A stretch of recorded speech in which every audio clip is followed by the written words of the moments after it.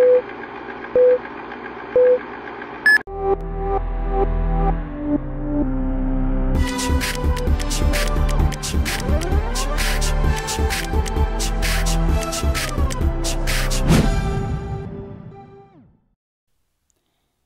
anak-anak, kita jumpa lagi dalam pembelajaran kita tematik kali ini.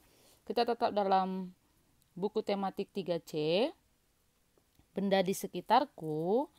Nah, tapi kita masuk dalam subtemanya, kita masih dalam subtema 1, aneka benda di sekitarku. Namun pembelajaran yang kelima dan 6, dan ini menjadi pembelajaran terakhir dalam subtema 1. Oke. Nah, jika yang lalu kita sudah belajar tentang benda-benda yang terbuat dari kayu, kertas, plastik. Nah, sekarang kita akan masuk dalam bahan pembuat benda. Nah, benda itu banyak ya, dan memiliki bahan yang berbeda-beda. Nah, yang pertama ini adalah benda yang terbuat dari kaca. Nah, yang kedua, benda yang terbuatnya dari logam. Yang ketiga, benda yang terbuatnya dari kain. Dan keempat, yang terbuatnya dari karet. Nah, jadi benda-benda ini, bahan pembuat benda inilah yang membuat benda-benda yang ada di sekitar kita saat ini. Nah, yang pertama benda yang terbuat dari kaca. Nah, biasanya itu dimanfaatkan untuk akuarium. Karena apa? Karena keutamaan kaca itu dapat meneruskan cahaya atau tembus pandang, tahan air serta tidak mengantarkan panas atau listrik, ya. Itu bisa dibuka di halaman yang 30. Nah, manfaat kaca oleh manusia apa saja? Yang pertama, dibuat akuarium. Karena apa? Karena tembus pandang dan tahan air. Lalu yang kedua, dibuat untuk jendela, cermin, kaca atau figura. Nah, itu dengan manfaat kaca yang meneruskan cahaya. Nah, yang ketiga, untuk membuat kaca atau alat-alat dapur, piring, gelas, mangkok, dan lain-lainnya. Karena apa? Karena sifat kaca, manfaatnya ini adalah tidak menghantarkan panas dan listrik. Nah, kaca juga memiliki kelemahan, yaitu mudah pecah, tidak mudah dibentuk, dan berat. Itu kelemahannya. Bila ada kelemahan, pasti ada kelebihan, yaitu kelebihannya tadi bisa banyak digunakan, bisa buat akuarium, bisa buat kaca, piring, beberapa alat dapur, dan jendela, bahkan yang lainnya. Nah, tapi hati-hati ya dalam menggunakan kaca, karena bila pecah, maka pecahannya itu dapat melukai tubuh kita, sehingga setiap kita memegang atau memiliki benda yang berbentuk kaca atau yang berbahan kaca, maka kita perlu hati-hati. Lalu yang kedua, benda dari logam. Nah, ini dia ya. Benda logam ini banyak jenisnya. Nah, dia juga memiliki sifat-sifat yang berbeda. Di antaranya pertama, sifat baja dan besi yang kuat. Nah, itu biasanya digunakan untuk jembatan rel, kereta api, dan kendaraan militer. Lalu yang kedua, sifat logam mulianya, yaitu emas dan perak, itu biasanya digunakan untuk perhiasan. Yang ketiga, sifat aluminium yang mudah mengantarkan panas. Nah, sehingga digunakan untuk membuat alat masak, contohnya panci. Nah, yang keempat, sifat tembaga yang menghasilkan listrik. Untuk apa? Untuk bahan kabel listrik. Nah, yang kelima, sifat aluminium yang ringan, sehingga sering dimanfaatkan untuk badan pesawat terbang. Nah, ini dia ya, benda yang dari logam. Lalu kita masuk benda yang dari kain. Nah, benda yang dari kain, kain adalah bahan dari pakaian yang kita kenakan. Ya, jadi yang setiap kita kenakan ini adalah bahan kain. Dari pakaian yang kita pakai ini adalah bahannya kain. Nah, sifat kain itu adalah tidak menghantarkan panas dan dimanfaatkan untuk membuat sarung tangan dapur, alat gelas, dan piring panas.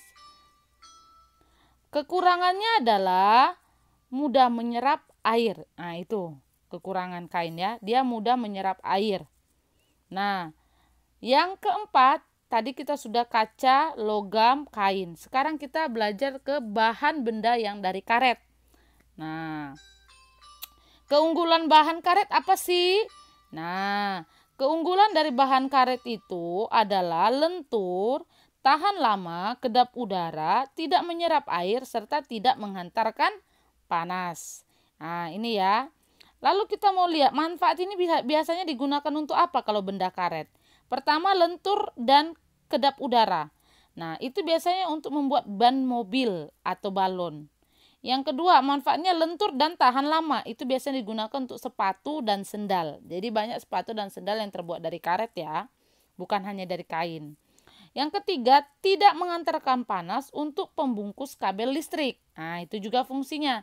Karena dia sifatnya tidak mengantarkan panas, jadi sering digunakan untuk pembungkus kabel listrik. Nah, itu ya. Oke. Lalu kelemahan bahan karet apa? Nah, kelemahannya tidak tahan panas, tidak cocok dijadikan peralatan dapur, tidak mudah terurai di alam, dan menyebabkan pencemaran lingkungan. Di halaman 31 itu kita akan bahas. Nah, di halaman 32 itu ada tugas. Jadi nanti dikerjakan ya di halaman 32 tugas kita ya. Nah, di halaman 31 anak-anak segera langsung menulis ya jawabannya yang sudah nanti Miss infokan, Miss berikan. Yang pertama, sebutkan keutamaan bahan kaca. Nah, jika tadi keutamaan bahan kaca, kita sudah belajar keutamaan bahan kaca itu tadi ada beberapa jenis.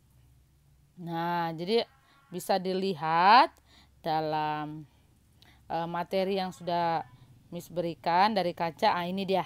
Keutamaan kaca adalah dapat meneruskan cahaya atau tembus pandang, tahan air, serta tidak menghantarkan panas atau listrik. Itu ya keutamaannya. Lalu apa bahan logam yang dipakai untuk membuat alat masak? Nah, bahan logamnya itu adalah aluminium. Nah, ini dia. Bahannya untuk membuat alat masak itu adalah aluminium. Nah, sering untuk panci. Nah, itu ya. Yang ketiga, mengapa bahan kain digunakan untuk membuat sarung tangan dapur? Nah, sarung tangan dapur. Nah, karena apa sifatnya? Nah, ini dia. Karena tidak menghantarkan panas. Ya, karena tidak menghantarkan panas. Apa sifat bahan karet yang menjadikan dibuat sepatu dan sendal? Nah, tadi ini sudah infokan. Manfaat dari karet yang dia dibuat menjadi sepatu atau sendal itu karena dia lentur dan tahan lama. Itu sifatnya ya. Sifat bahan karet yang dibuat menjadi sepatu dan sendal. Sifatnya lentur dan tahan lama. Mengapa bahan karet? Soal yang kelima. Mengapa bahan karet dapat mencemari lingkungan? Nah, karena dia tidak mudah terurai. Ya. Karena tidak mudah terurai. Terus nah, ya, itu kelemahannya. Oke? Oke. Nah, setelah itu kita hendak memilih atau kita hendak membuat dari bahan-bahan yang ada untuk menjadikannya suatu karya. Jadi kalau ada bahan-bahan seperti tadinya kain, logam, kaca, ataupun karet. Nah, waktu kita mau membuat atau memanfaatkannya menjadi barang yang jadi, itu kita harus bermusyawarah dengan kelompok. Ketika kita ada dengan kelompok. Karena apa? Karena saat kita melihat barang-barang yang tidak terpakai, itu kita akan membuat suatu karya. Nah, bingung mau buat apa. Sehingga saat kita bersama-sama dengan teman, hendaknya kita bermusyawarah untuk menentukan karya apa yang akan kita buat. Nah, sehingga ketika kita bermusyawarah, itu akan mendapatkan akan mengakhiri satu tujuan. Nah, yaitu apa? Karena semua akan diakhiri dengan setuju dengan ide yang bersama. Nah, ketika kita memberikan ide, hendaklah kita memberikannya dengan saling menghargai pendapat orang lain. Karena apa? Karena saling menghargai pendapat orang lain atau teman kita itu akan memicu atau akan membuat perselisihan itu akan lebih hilang atau lebih ringan. Jadi tidak akan muncul perselisihan itu kalau saling menghargai, ya. Nah, ketika kita membuat satu benda atau karya, pasti kita akan mengukur benda itu. Contohnya kita membuat kotak obat dengan sederhana. Kita akan mengukur berapa tinggi, berapa lebarnya. Nah, kita akan ukur. Nah, namun dalam pengukuran kita kali ini, kita akan mengukur dengan kertas-kertas. Nah, kertas itu biasanya menggunakan sentimeter, ukurannya pasti sentimeter. Nah, dalam pengukuran bahan kertas digunakan 2 satuan, kalau tidak meter, sentimeter. Nah, oke. Nah, apa itu yang disebut satuan meter? Satuan meter merupakan satuan ukuran yang tingkatnya lebih tinggi dari sentimeter. Nah, 1 meter merupakan satuan yang menunjukkan panjang dari 100 cm, sehingga ditulis 1 meter sama dengan 100 cm. Nah, contohnya ada di halaman 35. Itu ada 3 contoh. 3 contoh cara menulis atau menjawab soal dengan memperhatikan soal. Ya, bisa diperhatikan kembali di halaman 35. Lalu, ayo berlatihnya itu bisa anak-anak kerjakan, ayo berlatih di halaman 35 dan 39. Nah, caranya gampang, tinggal anak-anak melihat dari soal cerita. Contoh soal 1, penjual kain mengukur kain dipotong. Nah, setelah diukur, ia memotong kain sepanjang 2 meter. Nah, berapa panjang kain dalam satuan sentimeter? Berarti anak-anak hanya tinggal menjadikannya meter ke sentimeter. Tadi Miss sudah infokan bahwa 1 meter itu sama dengan 100 cm. Berarti kalau ditanya 2 meter, berarti jawabannya adalah 2 meter sama dengan 2 dikali 100 cm. Sehingga hasilnya 200 cm. Nah, begitu juga dengan soal yang lain. Jadi anak-anak tinggal mengubah ukurannya sesuai dengan satuannya. Ya, yang di halaman 35, oke? Oke, lalu, nah, ketika kita juga membuat suatu benda, kita akan memilih bahan apa yang cocok untuk alat atau memilih bahan apa yang cocok untuk kita gunakan dalam kreasi yang akan kita buat. Nah, pemilihan bahan itu dapat dilihat dari setiap keunggulan bahan-bahannya. Contoh, kita mau buat jas hujan. Jas hujan kan terbuat dari plastik. Nah, apakah ada jas hujan yang terbuat dari kertas? Nah, kenapa dia harus terbuat dari plastik? Karena plastik itu anti air. Kalau dia terbuat dari kertas, maka kan mudah robek. Kalau dia dibuat dari kain, maka dia akan tetap basah. Jadi untuk apa ada jas hujan kalau akan basah? Sehingga jas hujan itu memiliki bahan yang terbuat dari plastik. Nah, dalam menentukan alasan pemilihan suatu benda, kita juga dapat berkomunikasi dengan teman-teman. Agar apa? Agar saling bertukar pendapat sehingga menghindari perselisihan. Nah, saat berdiskusi, kita harus menghargai pendapat orang lain atau teman kita. Oke?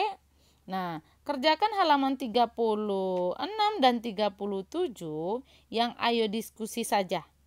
Nah, ayo diskusi. 36, ayo diskusi. 37, ayo diskusi. Nah, itu aja. Jadi yang ayo diskusi yang 36 itu hanya checklist.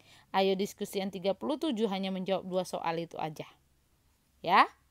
Oke? Oke. Nah, tugasnya dikumpul dan jangan lupa evaluasinya juga ya, evaluasi 1. Oke, nah itu dia ya, dikumpul dan nanti difotokan ya.